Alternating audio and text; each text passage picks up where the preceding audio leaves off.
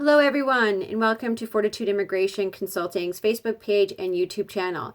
So on April 12th, 2021, there was a couple of new mandates that came out for new public policies for permanent residency from inside of Canada outside of the normal pathway, such as express entry.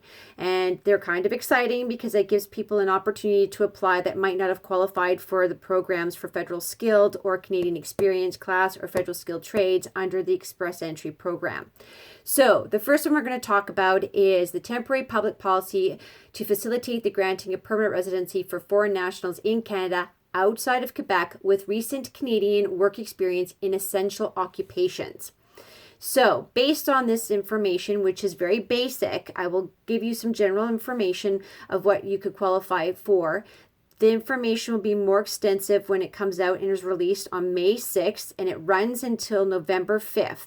So on May 6th, the program opens up and it closes on November 5th, but these programs do have caps on them, and we will go into that. So the conditions and eligibility requirements applicable to a principal applicant to apply based on these general information of criteria.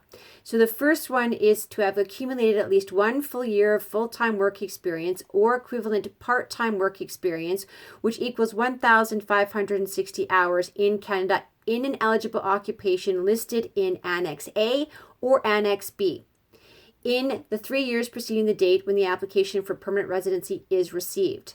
And that 1 year work experience must be obtained in one or more of the eligible occupations as they follow the two streams. Stream A is 1 year of work experience that must have been acquired in one or more of the occupations listed in Annex A and cannot be combined with Annex B work experience. Stream B, the 1 year of work experience must be acquired to one or more occupations listed in Annex B, but can be combined with A and B work experience. You must be employed in any occupation at the time of your application for permanent residency, which is received. Now, what that's saying is it doesn't necessarily mean you have to be employed in the occupations that met the qualifications under Stream A and B, which is part of Annex A and B, but you must be employed in Canada. That's what we're understanding for the generalization of this information. And the employment must meet the criteria as identified as considered work experience. And you must also have obtained a level of proficiency at least a benchmark 4 in either official language for each of the 4 language skill sets, which is reading, writing, speaking, and listening. And those language test results cannot be older than 2 years at the time of submitting your application for permanent residency. You must reside in Canada with valid temporary resident status or eligible to restore your status and be present in Canada physically at the time of your application for permanent residency. And you intend to reside in a province or territory outside of Quebec. And you have submitted your permanent residency application following all of the forms and requirements, which will obviously come in more detail when it's released on May 6th. Family members are eligible. That's another point of information, but let's just focus on getting the permanent residency criteria for the main applicant. So the start dates, like I mentioned, will be May 6th to end on May 5th for intake of this application process. And Stream A has a maximum of 20,000 applications that will be processed, and Stream B will have a maximum of 30. So not necessarily does it matter if it's May 6th to November 5th that they're accepting these applications, but the fact also is that the intake for these do cap out, which is more of a concern than the time. So you need to make sure that your information and your documents are all ready to go. So, for example, under Annex A, eligible health-related occupations. So I will just list a few of these to give you an idea, but the list is extensive and you can read up on that.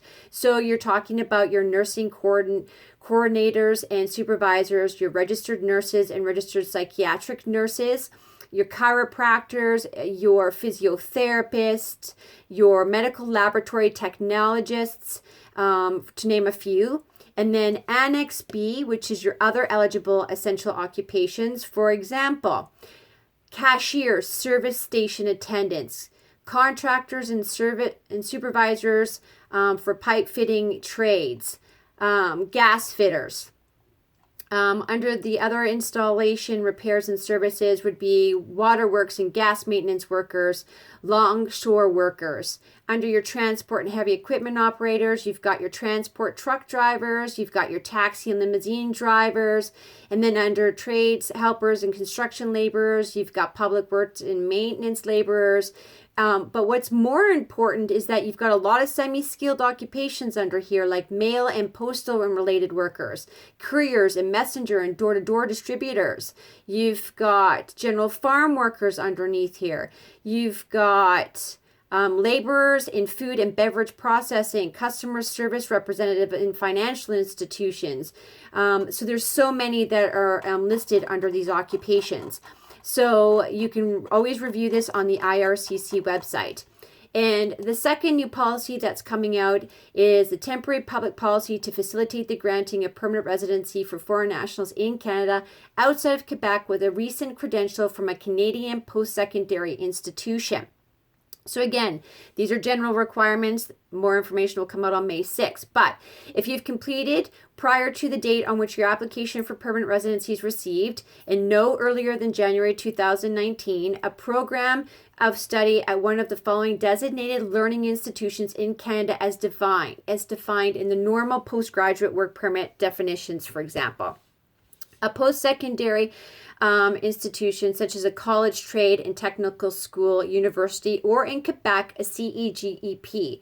And so they've listed the designated learning institutions or private colleges or what you can obtain, where you could have obtained the such credentials from. Have been granted one of the following credentials following the completion of a program of study from an eligible institution. So a degree, associated bachelor's, master's, or doctorate.